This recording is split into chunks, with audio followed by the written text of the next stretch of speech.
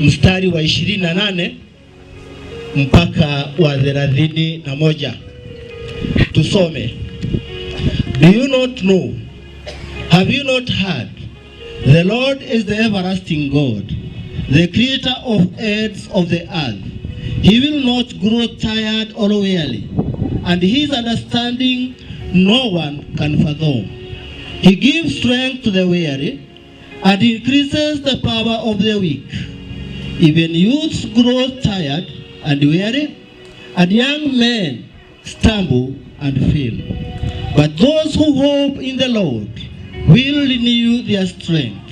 They will soar on wings like eagles. They will run and not grow weary. They will walk and not be faint. And that is the word of God. Tumkaribishe mchungaji.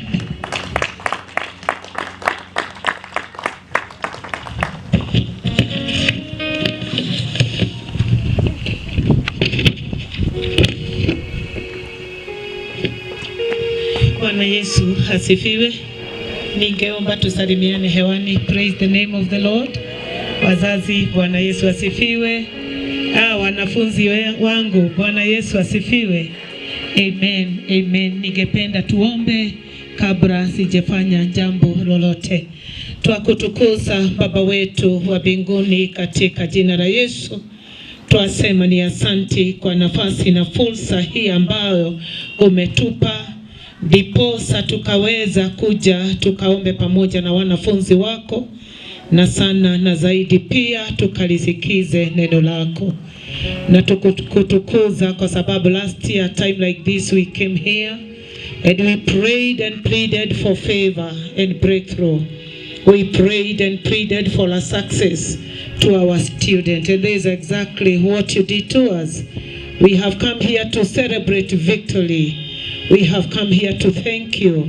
We have come here to say that, Lord Almighty, you are our daddy. And indeed you are our God, the Lord Almighty who never changes.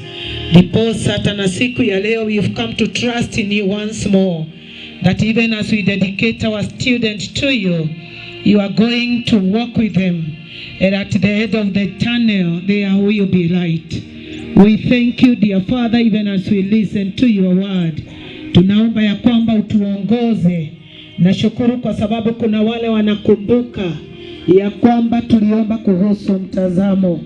Na ni kweli mtazamo wetu na Petersburg, tunajua shule hii ni wewe unaiongoza. Ikiwa chini ya mamlaka yako, hata wanafunzi hawa wengine watapita mitihani yao. Come and reign and be with us. Ongea na watu